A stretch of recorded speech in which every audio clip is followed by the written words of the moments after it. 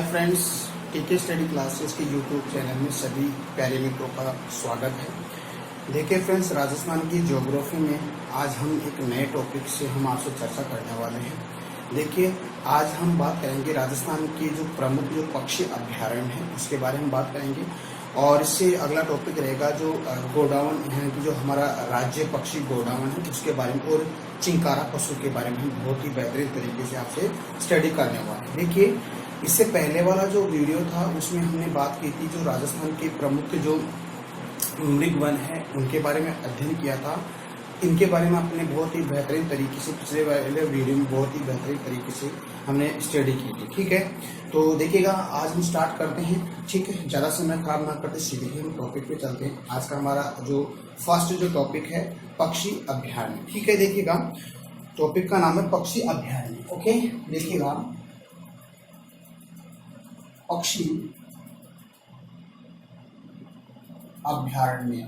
ठीक है dear friends, देखिएगा राजस्थान के अंदर जो पक्षी अभ्यारण्य है, राजस्थान में जो पक्षी अभ्यारण्य, राजस्थान में दो प्रकार के यानी दो पक्षी अभ्यारण्य कौन कौन से उनकी बात अपन करते हैं। देखिएगा फर्स्ट जो पक्षी अभ्यारण्य है वो है केवलादेव पक्षी अभ्यारण्य। फर्स्ट नंबर पे कौन सा डियर फ्रेंड्स, देखिएगा और फर्स्ट नंबर पे है केवलादेव पक्षी अभ्यारण्य। ठीक है डियर फ्रेंड्स, देखिएगा केवलादेव पक्षी अभ्यारण्य के बारे में अगर देखें तो डियर फ्रेंड्स है कहाँ ये भरतपुर डिस्ट्रिक्ट में, यानी कि राजस्थान के भरतपुर जिले के अंदर। ओके, पहली बात देखिएगा हमने जो नेशनल पार्क पढ़ा था केवलादेव नेशनल पार्क, और ये अभ्यारण्य के अंदर हमने ये बात पढ़ी थी। ठीक है, और जो इस यहाँ पर जो पक्षी अभ्यारण्य वो भी इस केवलादेव पक्षी अभ्यारण्य में है। ठीक है, तो ये है कहाँ, भरतपुर में। इससे अगला अगर देखें तो जैसे बड़ोपल यानी कि बड़ोपल पक्षी अभ्यारण्य। ठीक है, देखिएगा दूसरा पक्षी है अभ्यारण्य बड़ोपल। देखिएगा बड़ोपल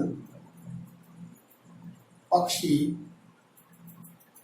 अभ्यारण्य। ओके डियर फ्रेंड्स, ठीक है, देखिएगा ये बड़ोपल पक्षी अभ्यारण्य है, ये है कहाँ, देखिएगा पीलीबंगा। ठीक है, पीलीबंगा है कहाँ, हनुमानगढ़। ठीक है, पीलीबंगा कालीबंगा, आपने जो सभ्यताओं के बारे में हमने शुरुआती वीडियो में बहुत ही बेहतरीन तरीके से हमने आपको स्टडी करवाई थी। ठीक है, तो राजस्थान की प्रमुख सभ्यता है उनके बारे में हमने बात की, तो वहां पर हमने पढ़ा था पीलीबंगा। ठीक है, देखिएगा डियर फ्रेंड्स आपके लिए क्वेश्चन है कि जो पीलीबंगा है और एक पीलीभीत है। ठीक है, पीलीभीत हमारे भारत के कौन से स्टेट में है वो हमें आपको नाम बताना है, उस स्टेट का नाम बताना है। ठीक है, तो ये काफी चर्चा में रहा है। ठीक है, पॉलिटी में ये बहुत ही चर्चा का विषय बना था पीलीभीत, तो आपको ये बताना है, आपको कमेंट सेशन मेरे को बताना है कि ये पीलीभीत कहाँ है, यानी कि पीलीबंगा तो अपने हनुमानगढ़ राजस्थान में है। ठीक है, लेकिन पीलीभीत जो डिस्ट्रिक्ट है वो कौन से स्टेट का डिस्ट्रिक्ट है वो हमें आपको बताना है, यानी कि पॉलिटी से संबंधित। ठीक है, तो शायद आपने अगर मैगजीन वगैरह पढ़ते हो तो आपको याद होगा। ठीक है, अगली बात अपन करेंगे। ठीक है, तो देखिए केवलादेव पक्षी अभ्यारण्य ये है कहाँ, भरतपुर में। एक आपका बड़ोपल जो पक्षी अभ्यारण्य उसकी बात अगर करें तो पीलीबंगा हनुमानगढ़, और हनुमानगढ़ का बड़ोपल यानी कि बड़ोपल में है ये पीलीबंगा या पक्षी अभ्यारण्य। ठीक है डियर फ्रेंड्स, अब देखिएगा ये तो बात होगी आपके दो पक्षी अभ्यारण्य है ना, तो ये बहुत इंपॉर्टेंट है डियर फ्रेंड्स, यानी कि वेरी मोस्ट। ठीक है, ये बहुत इंपॉर्टेंट है, ये क्वेश्चन अक्सर आता है। ठीक है, अब हम बात करेंगे जो गोडाउन पक्षी है, यानी कि गोडाउन पक्षी के बारे में पूरी डिटेल हम पढ़ेंगे। ठीक है, तो गोडाउन पक्षी जो राज्य पक्षी का दर्जा उसको कब दिया गया था, उसके उपनाम की हम बात करेंगे।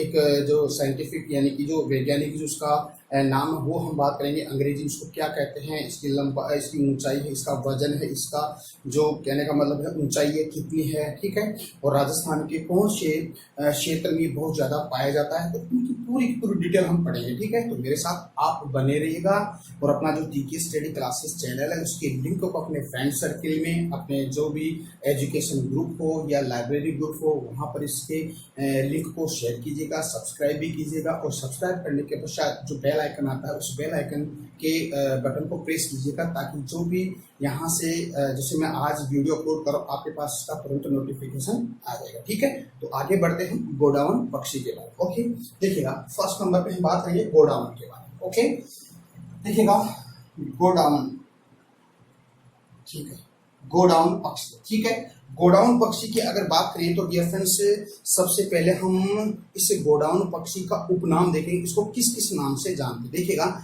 इसको सोहन चिड़िया भी कहते हैं, ठीक है, इसको शर्मिला पक्षी भी कहते हैं, उसको हुकना भी कहते हैं, और एक गुराइन भी कहते हैं। ठीक है, देखिएगा इसके उपनामों की बात करते हैं। देखिए, सबसे पहले हम बात करेंगे उपनाम, उपनाम, ठीक है। देखिए, इसको बोलते हैं सोहन चिड़िया। ओके, सोहन चिड़िया कहते हैं, ठीक है। इसको शर्मिला पक्षी बोलते हैं, शर्मिला पक्षी, ठीक है। इसको हुकना भी कहते हैं, हुकना, ठीक है डियर। इसको गुराइन पक्षी भी कहते हैं। तो आई होप डियर फ्रेंड्स ये आपको बातें समझ में आ रही है। देखिएगा, इसके 4 उपनाम हैं, ठीक है। इसको सोहन चिड़िया कहते हैं, इसको हम कहते हैं कि शर्मिला, ये बहुत शर्मिला पक्षी है तो इसको शर्मिला पक्षी भी कहते हैं। इसके साथ इसको हुकना और एक इसको गुराइन पक्षी भी इसको कहते हैं, ठीक है। अब देखिएगा, बात आती है कि डियर फ्रेंड्स, ये जो गोडाउन है, गोडाउन पक्षी को राज्य पक्षी का दर्जा कब दिया गया था और क्यों दिया गया था, ठीक है। तो सबसे पहले बात करेंगे कि गोडाउन को राजस्थान का राज्य पक्षी 1981 में इसको राज्य पक्षी घोषित किया गया था। देखिए, आगे बात करते हैं। देखिएगा, गोडाउन पक्षी को, देखिएगा गोडाउन पक्षी को राजस्थान का राज्य पक्षी 1981, कब 1981 एडी, ठीक है, 1981 एडी ईस्वी में गोडाउन पक्षी को राजस्थान का राज्य पक्षी 1981 में घोषित किया गया था, ठीक है डियर फ्रेंड्स। तो ये बहुत इंपॉर्टेंट बात। अब देखिएगा कि गोडाउन पक्षी को ही राजस्थान का राज्य पक्षी क्यों बनाया गया था, इसके बारे में अगर आपको मैं बताऊं तो देखिएगा, इसको राज्य पक्षी का दर्जा क्यों दिया गया था। देखिए, ये जो राजस्थान के पश्चिमी क्षेत्र, यानी कि राजस्थान की जो पश्चिमी क्षेत्र वाला क्षेत्र है, जैसे हम बात करें राष्ट्रीय मरु यानी नेशनल पार्क, जो मरु उद्यान है, वहां पर इसकी सर्वाधिक संख्या पाई जाती है। साथ ही जो हमारे पाकिस्तान का जो बॉर्डर है, वहां पर भी इसकी सर्वाधिक संख्या पाई जाती है। अब देखिएगा, क्योंकि ये संकटापन्न प्रजाति की श्रेणी में आ गया, यानी कि रेड डाटा बुक की श्रेणी में आ गया है, ठीक है।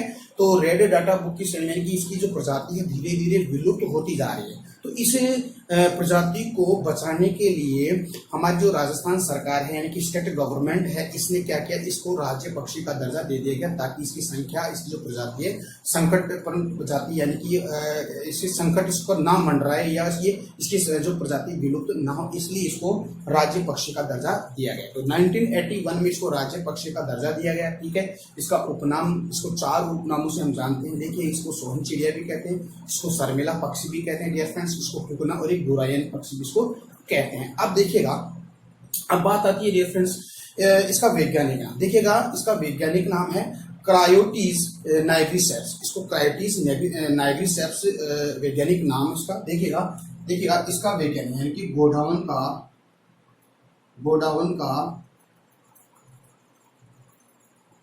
वैज्ञानिक नाम, ठीक है डियर फ्रेंड्स। देखिए, क्रायोटीज नाइग्रिसेप्स, देखिएगा इसको क्रायोटिस नाइग्रिसेप्स इसको कहते हैं क्या, क्रायोटिस नाइग्रिसेप्स, इसको क्या बोलते हैं, क्रायोटिस नाइग्रिसेप्स भी इसको कहते हैं, ठीक है डियर फ्रेंड्स। नाइग्रिसेप्स, सॉरी नाइग्री या नाइग्रिसेप्स इसको कहते हैं। देखिएगा, देखिएगा अब इसको ये जो गोडाउन जो पक्षी है ये है शुष्क और जो अर्ध शुष्क क्षेत्र है वहां पर ये पाया जाता है। देखिएगा यह है राजस्थान की, यह पक्षी राजस्थान व एशिया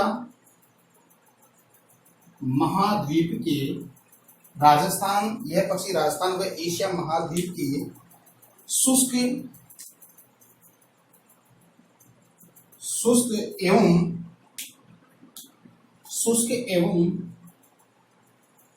अर्ध शुष्क,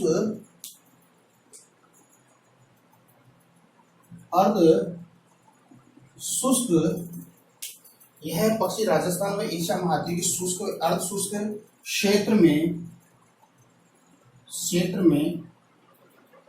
पाया जाता है। ओके डियर फ्रेंड्स, देखिएगा यह पक्षी राजस्थान व एशिया महाद्वीप के शुष्क व अर्ध शुष्क क्षेत्र में पाया जाता है। मोस्टली ये राजस्थान के अंदर पाया जाता है क्योंकि राजस्थान का जो पश्चिमी क्षेत्र है वो ड्राई एरिया है, शुष्क क्षेत्र है, इसलिए यहाँ पर पाया जाता है। और हमारे जो एशिया कॉन्टिनेंट के जो जिन भी क्षेत्र में जो डेजर्ट है, साथ ही अर्ध शुष्क क्षेत्र है, शुष्क क्षेत्र, वहां पर भी ये बहुत पर्याप्त मात्रा में पाया जाता है। देखिएगा अब हम बात करते हैं इसको इंग्लिश में किस नाम से हम जानते हैं। देखिएगा इसको ग्रेट इंडियन बस्टर्ड कहते हैं, इसको अंग्रेजी में देखिएगा गोडाउन पक्षी को इंग्लिश में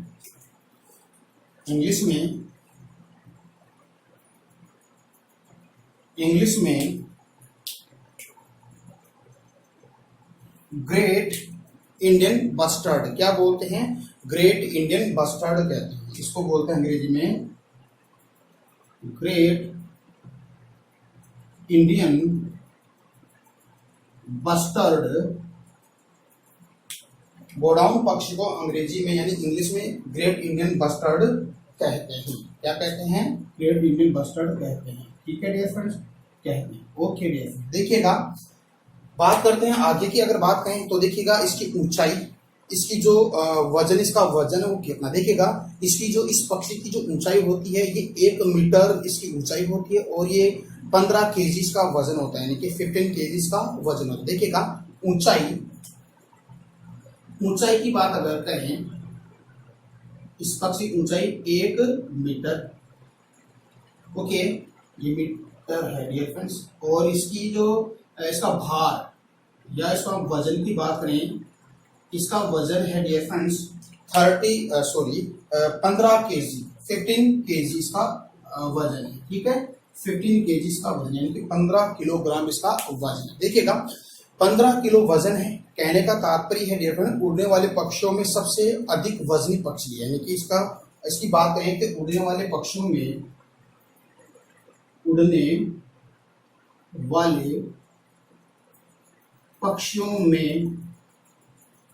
सबसे वजनी पक्षी। ठीक है डियर फ्रेंड्स, देखिएगा ये उड़ने वाले जो पक्षी होते हैं उनमें सबसे वजनी पक्षी है। देखिए आपको पता है कि विश्व का सबसे बड़ा, विशाल या ऊंचाई की दृष्टि से अगर देखें तो शुतुरमुर्ग है। ठीक है, आपको पता है अफ्रीका कॉन्टिनेंट की जो कालाहारी डेजर्ट है वहां पर ये पक्षी पाया जाता है, शुतुरमुर्ग। और विश्व का सबसे बड़ा अंडा भी ये शुतुरमुर्ग का अंडा होता है।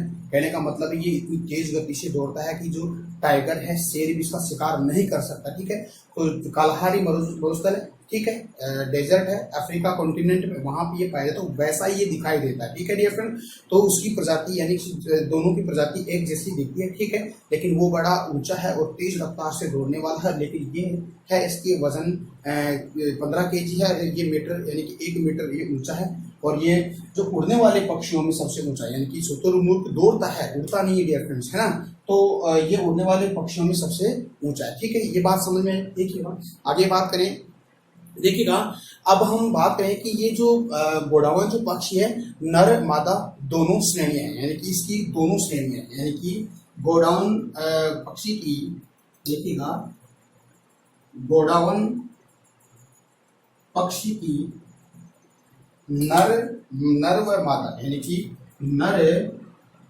मादा दोनों श्रेणियां है, दोनों श्रेणियां पाई जाती है, यानी कि दोनों श्रेणियां पाई जाती है। ठीक है डियर फ्रेंड्स, देखिएगा यानी कि गोडाउन पक्षी की नर और मादा दोनों प्रकार की श्रेणियां पाई जाती है। ओके, अब हम बात करते हैं डियर फ्रेंड्स, ये राजस्थान के कौन कौन से क्षेत्र वहां पर ये है। तो देखिए राजस्थान में ये मुख्यतः 3 स्थानों पर ये पाया जाता है। ठीक है, तो देखिएगा गोडाउन पक्षी राजस्थान में, देखिएगा इसको गोडाउन पक्षी राजस्थान के 3 क्षेत्रों में, देखिएगा 3 क्षेत्रों में पाया जाता है। बहुत इंपॉर्टेंट है और यहां से भी क्वेश्चन अक्सर आता है। देखिएगा 3 क्षेत्र कौन कौन से डियर फ्रेंड्स, एक तो आपका है जो राष्ट्रीय मरु उद्यान यानी कि नेशनल जो मरु उद्यान है, पार्क है, वहां पे है। एक है आपका सोरसेन बारा के अंदर और एक आपका सोंकलिया अजमेर में। ये 3 स्थानों पर ये पाया जाता है। देखिएगा फर्स्ट नंबर है आपका राष्ट्रीय मरु उद्यान। ओके, फर्स्ट नंबर पे। सेकंड नंबर पे आपका जो सोरसेन, ठीक है डियर फ्रेंड्स। और एक लास्ट आपका है सोंकलिया क्षेत्र। देखिएगा, देखिए राष्ट्रीय मरु उद्यान है कहाँ, मैंने आपको बता दिया नेशनल पार्कों में बताया था, 5 नेशनल पार्क उनमें बताया था। और सबसे बड़ा नेशनल पार्क भी है 3162 वर्ग किलोमीटर में ये फैला है और जैसलमेर और बाड़मेर में इसका फैलाव है। ठीक है, तो ये जैसलमेर में है, एंड सोरसेन आपका है 12 में, एंड देन लास्ट है सोंकलिया, ये आपका अजमेर। ठीक है, यानी कि राजस्थान का है स्थल अजमेर, तो ये अजमेर में है। ठीक है डियर फ्रेंड्स, देखिएगा राष्ट्रीय मरु उद्यान जैसलमेर में ये पाया जाता है। और दूसरा सोरसेन या सोरसन भी इसको बोलते हैं। ठीक है, सोरसेन भी बोल सकते हैं, सोरसन भी इसको कह सकते हैं। सोरसन में ये पाया जाता है। सोरसन कहाँ है, 12 में। और ये सोंकलिया अजमेर के अंदर ये पाया जाता है। ठीक है डियर फ्रेंड्स, देखिएगा अगर हम देखें कि सर्वाधिक जो इसकी संख्या है वो कहाँ है, आपके राष्ट्रीय मरु उद्यान जैसलमेर यानी कि राष्ट्रीय नेशनल पार्क, जो नेशनल मरु उद्यान क्षेत्र है, पार्क है, वहां पे पाया जाता है। इसीलिए राष्ट्रीय मरु उद्यान को इसकी क्या बोलते हैं, गोडाउन की शरण स्थल भी कहते हैं। तो ठीक है, इसको ये भी लिखेगा, यह है गोडाउन की शरण स्थल, यानी कि मरु जो राष्ट्रीय मरु उद्यान यानी कि मरु उद्यान को गोडाउन की शरण स्थली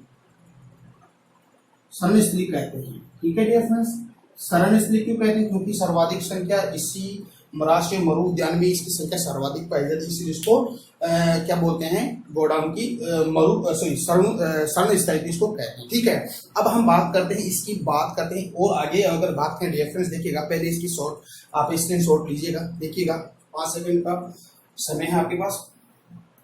ठीक है, ओके, तो देखिएगा आगे हम बात करते हैं। देखिए जो मैंने आपको बताया था IUCN, देखिएगा IUCN की फुल फॉर्म मैंने आपको बताई थी international union for conservation of nature, यानी कि IUCN में इसको गोडाउन जो पक्षी है उसको संकटापन जो पक्ष सूची होती है, यानी संकटापन सूची 2011 यानी कि रेड डेटा बुक में इसको शामिल किया गया, क्योंकि इसकी जो कहने का मतलब है इसकी प्रजाति विलुप्त होने के कगार पर है। इस प्रजाति को बचाने के लिए इसको जो IUCN है अपनी श्रेणी यानी कि संकटापन सूची 11 के अंदर 2011 में इसको शामिल किया, यानी कि रेड डाटा बुक में इसको शामिल किया गया। आपको पता है कि जो वन्य जीव संरक्षण अधिनियम, यानी आपको मैंने बताया वन्य जीव संरक्षण अधिनियम 1972 की एक अनुसूची है, और अनुसूची है प्रथम अनुसूची में इसको भी शामिल किया गया, जिससे क्या होता है कि जो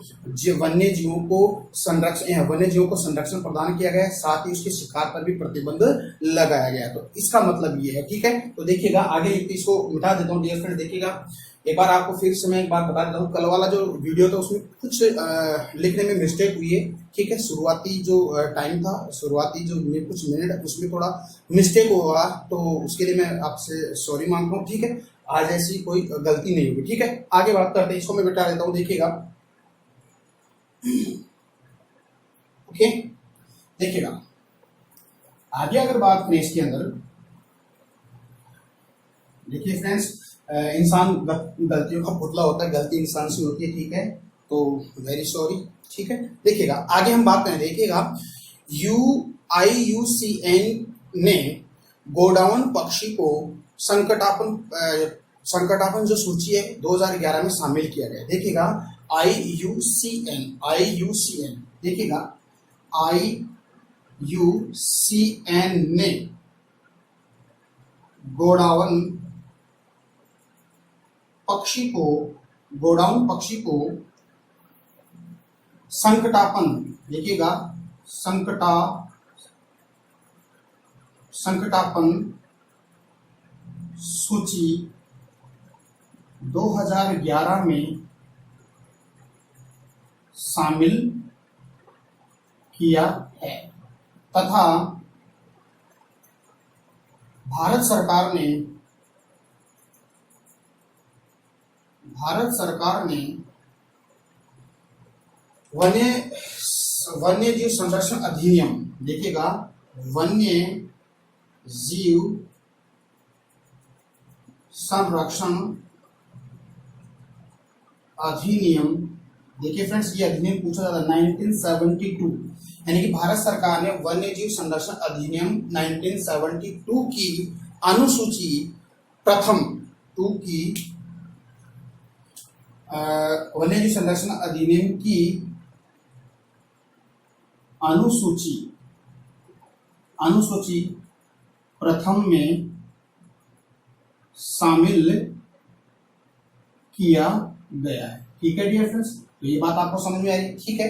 देखिएगा संकटापन सूची यानी कि रेड डाटा बुक, ठीक है, रेड डाटा बुक, देखिएगा रेड डाटा बुक, ठीक है। देखिए रेड डाटा बुक होती क्या है, यानी कि ऐसे प्रजाति जीव जंतुओं की या आप पेड़ पौधों की प्रजाति ले लीजिएगा जो उन पर संकट मंडरा है, यानी कि उनकी जो प्रजाति है वो विलुप्त होती जा रही है। तो ऐसी प्रजाति को, चाहे पेड़ पौधों की प्रजाति हो, चाहे जीव जंतु की प्रजाति हो, इसमें रेड डाटा बुक में डाल दिया जाता है, जिससे क्या है कि उसका बचाव हो सके, उसका संरक्षण हो सके। आई होप डियर फ्रेंड्स ये बातें आपको समझ में आ रही है, ठीक है। तो देखिएगा संकटापन प्रजाति, ठीक है, जो IUCN ने गोडाउन पक्षी को संकटापन जो सूची 2011 के अंदर ये सूची बनाई गई थी उसमें शामिल किया गया है। साथ ही हमारी भारत सरकार ने, इंडियन गवर्नमेंट ने एक एक्ट बनाया था, उस एक्ट का वन्य जीव संरक्षण अधिनियम 1972 में ये एक्ट बनाया 1972 में, और उसकी जो अनुसूची है प्रथम, उस अनुसूची प्रथम में भी इसको शामिल किया गया, जिससे क्या है कि वन्य जीवों पर जो हो रहे लगातार शिकार पर प्रतिबंध लगाया गया, ठीक है। तो ये बात हो गई। अब देखिएगा, अब इसके बारे में और बात अपन करते हैं, ठीक है। अब देखिए राजस्थान में गोडाउन के लिए यानी कि 2 सेंटर खोले गए हैं, यानी कि राजस्थान में गोडाउन प्रजाति के विकास के लिए 2 सेंटर खोले गए हैं। तो देखिएगा, लिखते हैं इसको, एक तो क्या है गोडाउन पक्षी के विकास एवं संरक्षण के लिए 2 केंद्रों की स्थापना की गई है, ठीक है। तो देखिएगा 2 केंद्र कौन कौन से, देखिएगा एक केंद्र है आपका ब्रीडिंग सेंटर, देखिएगा ब्रीडिंग सेंटर, देखिए एक तो ब्रीडिंग सेंटर फर्स्ट नंबर है,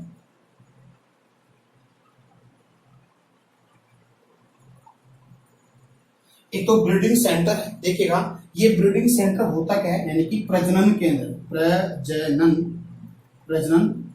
ठीक है। इसको प्रजनन केंद्र, यहाँ पर देखिएगा जो गोडाउन जो पक्षी है उसके नर मादा के मध्य क्या है, इसमें प्रजनन करवाया जाता है, ठीक है। तो ये ब्रीडिंग जो है सेंटर है, तो ये है कहाँ, ये है सोरसन बारा के अंदर स्थापित है, यानी कि सोरसन बारा। ठीक है, सोरसन भी बोलते हैं, सोरसन। सोरसन कहाँ है डियर फ्रेंड्स, बारा में ये सेंटर खोला है, बहुत इंपॉर्टेंट। ठीक है, कहने का मतलब है ब्रीडिंग सेंटर यानी प्रजनन केंद्र ये बारा के अंदर है। यहाँ पर नर मादा के मध्य प्रजनन करवाया जाता है, तो उसका डेवलप भी किया जा रहा है। एक है आपका हैचिंग सेंटर। ठीक है, सॉरी हैचिंग सेंटर देखिएगा,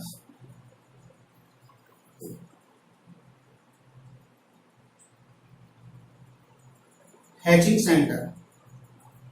ठीक है, ये क्या है हैचिंग सेंटर, देखिएगा हैचिंग सेंटर होता क्या है, देखिए हैचिंग सेंटर होता है अंडे सैन्य के केंद्र, यानी कि अंडे सैन्य के केंद्र। ठीक है, अंडे सैन्य के केंद्र। ठीक है, अंडे सैन्य के केंद्र है ये कहाँ, यानी कि हैचिंग जो है, हैचिंग जो सेंटर है, हाँ हैचिंग जो सेंटर है ये कहाँ स्थापित किया गया, ये जैसलमेर में किया गया। कहाँ पे डियर फ्रेंड, जैसलमेर में ये सेंटर खोला गया। देखिएगा अंडे सेना, अंडे सेना जानते हो डियर फ्रेंड्स क्या होता है, जैसे पक्षी होता है अंडे देने के बाद में उस कुछ समय के लिए उस पर बैठा रहता है ताकि वो थोड़ा अंडे सेने का काम करता है। फिर क्या है कि जो चूजा है अंडे से बाहर आता है। ठीक है, तो वो होता है अंडे सेने के केंद्र है। देखिएगा इसके बारे में अगर बात करें तो देखिएगा ये अंडे सेने का केंद्र भी एक हमारे जो हमारा जो इंडिया है उसमें एक स्टेट है जो छत्तीसगढ़ है, और छत्तीसगढ़ के अंदर एक उसका बस्तर डिस्ट्रिक्ट है। ठीक है, बस्तर जिला है। वहां पर डियर फ्रेंड्स क्या होता है, एक कृषि विज्ञान केंद्र है। ठीक है, वहां के कृषि विज्ञान के एक व्यक्ति का नाम है, उसका नाम है धर्मपाल क्रिकेटा, यानी कि धर्मपाल क्रिकेटा है। रहने वाले कहाँ के, जगदलपुर के।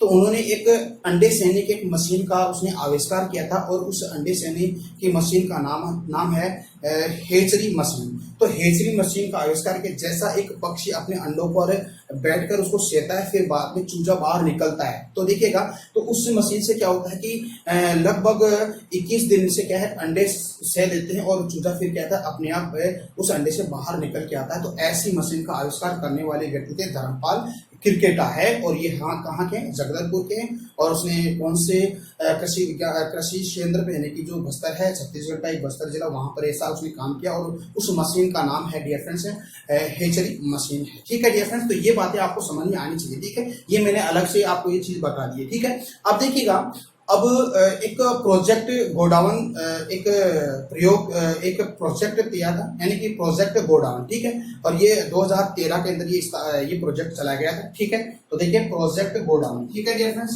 देखिएगा प्रोजेक्ट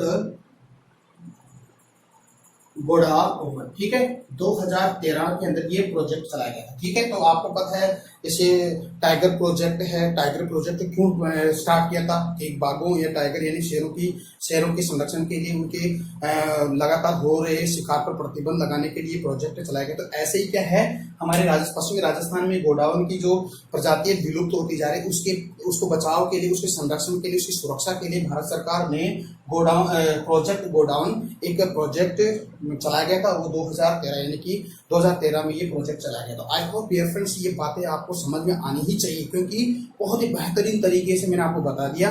देखिएगा मैं कितनी मेहनत कर रहा हूँ आपके लिए, प्लीज आप भी मेरे लिए थोड़ा बहुत मेहनत करिएगा। आपको पता है क्या मेहनत है। ठीक है, चैनल को सब्सक्राइब, लाइक और शेयर भी कीजिएगा। ठीक है, मेरा कोई चैनल नहीं है, आप ही का चैनल है। लगातार मैं नए वीडियो में आपको देखिएगा राजस्थान की ज्योग्राफी में पूरी पढ़ाऊंगा, राजस्थान की जो इतिहास है वो है, और जिला दर्शन के बारे में आपको बहुत ही डिटेल से पढ़ाऊंगा। इंडियन ज्योग्राफी है, इंडियन ज्योग्राफी के पश्चात जो ओशिनोग्राफी है क्लाइमेट है, जैसे यानी कि ऑप्शनल ज्योग्राफी के बारे में आपको बहुत ही बेहतरीन तरीके से पढ़ाने वाला, और साथ ही वर्ल्ड ज्योग्राफी के बारे में मैं आपको बहुत बढ़िया तरीके से पढ़ाऊंगा, और विथ मैपिंग के अकॉर्डिंग में पढ़ाने वाला हूँ। ठीक है, तो मेरे साथ आप बने रहिएगा।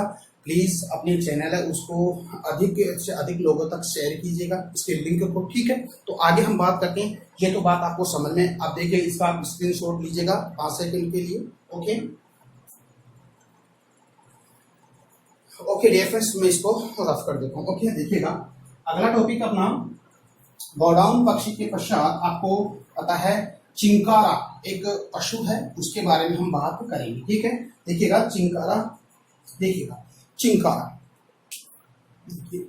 सेकंड नंबर पे है चिंकारा। ओके, अब देखिए पहले हम बात करते हैं चिंकारा। देखिएगा चिंकारा राजस्थान का जो क्या है राज्य पशु उसको घोषित किया गया, यानी कि चिंकारा को राजस्थान का राज्य पशु कब घोषित किया गया था डियर फ्रेंड्स?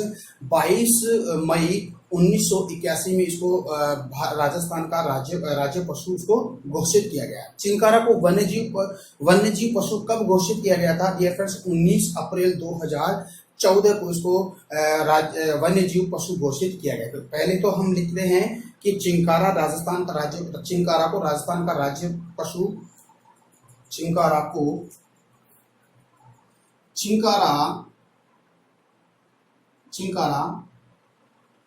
राजस्थान राज्य का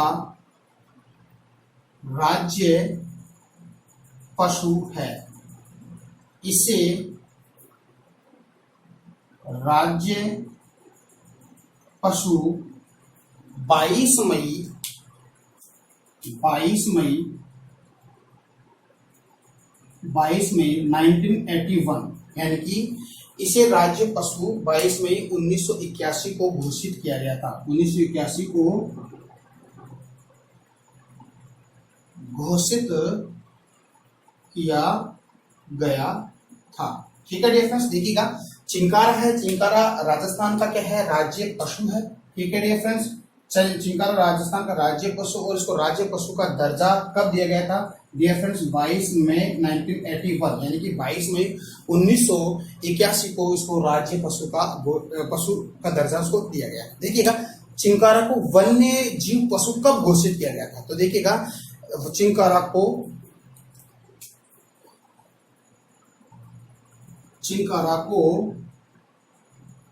वन्य पशु जीव घोषित, ठीक है, यानी चिंकारा को वन्य पशु घोषित कब किया गया था? 19 सितंबर 2014। देखिएगा 19 सितंबर 2014, यानी कि वो 2014 को चिंकारा को वन्य जीव पशु ऐसे लिख लीजिएगा घोषित किया गया था। 19 सितंबर 2014 को वन्य जीव पशु घोषित किया गया था। वन्य जीव पशु, इसको ऐसे लिखिएगा वन्य जीव पशु। ठीक है डियर फ्रेंड्स, तो ये दो बातें आपको याद रखना है, यानी कि 19 सितंबर 2014 को राज्य चिंकारा को वन्य जीव पशु घोषित किया गया। अब देखिएगा इसकी लंबाई और ऊंचाई की अगर बात करें, देखिएगा इसकी ऊंचाई, पहले हम उसकी ऊंचाई की बात करते हैं। ठीक है, देखिएगा इसकी ऊंचाई देखिएगा 65 सेंटीमीटर, यानी इसकी ऊंचाई कितनी है? 65 सेंटीमीटर है। ठीक है, इसके सींगों की लंबाई, यानी इसके की लंबाई अगर बात करें तो डियर फ्रेंड्स सींगों की लंबाई डियर फ्रेंड्स इसकी है 39 सेंटीमीटर, यानी कि 39 सेंटीमीटर इसकी सींगों की क्या है? लंबाई है। साथ ही अगर इसके भार की, यानी कि इसके वजन की बात करें तो देखिएगा इसका वजन है 23 केजी, यानी कि 23 किलोग्राम इसका वजन है। ठीक है, तो ये कोई खास बात नहीं है डियर फ्रेंड्स, आपको याद करना है राजस्थान का राज्य पशु है। ये कब घोषित? 22 मार्च 1981 को, और इसको वन्य जीव पशु कब घोषित किया गया था? ये 19 सितंबर 2014 को। अब देखिएगा इसका वैज्ञानिक क्या नाम है? इसका वैज्ञानिक नाम है गजेला बेनिटी। क्या नाम है इसको? गजेला बेनिटी बोलते हैं। ठीक है, वैज्ञानिक नाम। ठीक है डियर फ्रेंड्स, चिंकारा का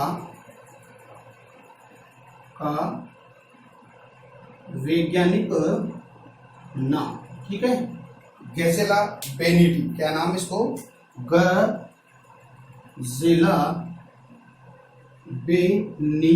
डियर फ्रेंड बहुत इंपॉर्टेंट है, इसका वैज्ञानिक नाम क्या है? गजेला बेनिटी है। और साथ ही अगर हम बात करें कि जो IUCN है, इस IUCN की लिस्ट में ये 2023 में इसको शामिल किया गया, यानी कि IUCN की सूची में देखिएगा IUCN की सूची में चिंकारा को 2003 में शामिल किया गया था। ठीक है डियर फ्रेंड्स, तो ये जो IUCN की जो सूची है यानी कि चिंकारा को 2003 में इस सूची में शामिल किया गया। ठीक है, यानी कि इसकी जो कहने का मतलब है कि इसकी जो संकटापन जो प्रजाति है, संकटापन या इस पर संकट मंडरा रहा उसको खत्म करने के लिए सूची में शामिल किया। कहने का मतलब ये फिलहाल ये संकटापन श्रेणी में ये चिंकारा ये शामिल नहीं है। अगर हम बात करें राजस्थान के किस क्षेत्र में सर्वाधिक है, तो देखिएगा ये पश्चिमी राजस्थान के जोधपुर जिले में ये सर्वाधिक पाया जाता है, यानी कि इसकी सर्वाधिक यह है पश्चिमी राजस्थान के जोधपुर जिले में सर्वाधिक पाया जाता है। ठीक है डियर फ्रेंड्स, तो देखिएगा ये हो गया आपका चिंकारा। एक बार फिर से देखिएगा, चिंकारा राजस्थान का राज्य पशु है। इसको राज्य पशु का दर्जा 22 मई 1981 में इसको ये घोषित किया गया था, राज्य पशु का दर्जा इसको दिया गया था। लेकिन वन्य जीव पशु घोषित किया 19 सितंबर 2014 को, और इसकी ऊंचाई 65 सेंटीमीटर इसकी ऊंचाई है, और इसका सींगों की लंबाई 39 सेंटीमीटर है। तो इसका वजन है 23 किलोग्राम है। इसको गजेरा बेनिटी भी इसका वैज्ञानिक नाम है, और IUCN ने चिंकारा को 2003 में इसको शामिल किया गया। साथ ही जोधपुर जिले में सर्वाधिक ये पाया जाता है। तो आई होप डियर फ्रेंड्स ये टॉपिक बहुत ही इंपॉर्टेंट टॉपिक था, मैंने बहुत ही बेहतरीन तरीके से आपको समझा दिया है। अगर डियर फ्रेंड्स फिर भी आपको ये चीज़ समझ में नहीं आ रही तो प्लीज़ आप कमेंट करके मेरे को कमेंट सेक्शन में बताइएगा, फिर मैं यहाँ से आपकी समस्या का समाधान निकालूंगा। कहने का मतलब है फिर दोबारा से वीडियो अपलोड करूंगा। ठीक है, बहुत बेहतरीन तरीके से। तो फिर मिलेंगे हम एक नए टॉपिक के साथ। एक बार हम देखते हैं। देखिएगा कुछ स्टूडेंट के जो कमेंट आते हैं कि सर आपके व्हाट्सएप नंबर दे दीजिएगा। ठीक है, देखिएगा व्हाट्सएप नंबर ले लीजिए, कोई चिंता वाली बात नहीं है। फिर भी अगर आप कई स्टूडेंट ऐसे अगर कमेंट करके व्हाट्सएप पे अगर आंसर लेंगे मेरे से, तो मैं पॉसिबल नहीं है मैं देना, आपसे कमेंट सेशन में ही आप इसको कमेंट करिएगा। फिर भी मैं आपको मेरे मोबाइल नंबर मैं बता देता हूँ। ठीक है, देखिएगा मोबाइल नंबर है 9784011778। एक तो ये है, और एक जियो का है वो है 90011177, ये 77755। ठीक है, ये इसकी मेरे व्हाट्सएप नंबर है। और अपने चैनल का नाम है डियर फ्रेंड्स, ये भी आप देखिएगा अपने चैनल का नाम है TK स्टडी क्लासेस। ठीक है, ये चैनल है। आप इस चैनल पे जाओगे, टाइप करोगे, ठीक है, यूट्यूब पे, तो यहाँ से टाइप करने के बाद आप सर्च करोगे तो एक फोटो आएगी, मेरी फोटो आएगी, वहाँ पर उस पर टाइप करोगे तो उसको टाइप करने के पश्चात जैसे होम है, वीडियोस वगैरह, कमेंट है, चैनल है, अबाउट है, ये आपको दिखेगा, प्लेलिस्ट है। वहाँ पे जाकर वहाँ पर नीचे एक सब्सक्राइब का एक बटन आएगा, वो रेड कलर का है। ठीक है, रेड कलर पे अगर आप टिक करोगे तो ये ब्लैक हो जाए। ब्लैक होने के पश्चात आगे ऑल पे आपको टिक करना है। ठीक है, एक बेल आइकन आएगा, उस पर टिक करो तो वो ऑल आएगा, यानी कि ऐसे स्लोगन आएगा आपका, सॉरी ऐसे डबल टिक मारना है, ऐसे आ जाएगा, और आएगा। इससे क्या होगा कि जो भी मैं वीडियो अपलोड करूंगा यहाँ से, तो आपके पास तुरंत नोटिफिकेशन आ जाएगा। तो ठीक है, तो बने रहिए मेरे साथ और लगातार इस चैनल को अपने फ्रेंड सर्किल में शेयर करिएगा, लगातार इसको सब्सक्राइब भी कीजिएगा। ठीक है, हम कल मिलेंगे एक नए टॉपिक के साथ, एक नए जोश के साथ, एक नई उमंग के साथ, और तब तक के लिए मेरे को आप इजाज़त दीजिएगा। नमस्कार, जय हिंद, जय Bharat, bye bye, take care, okay bye.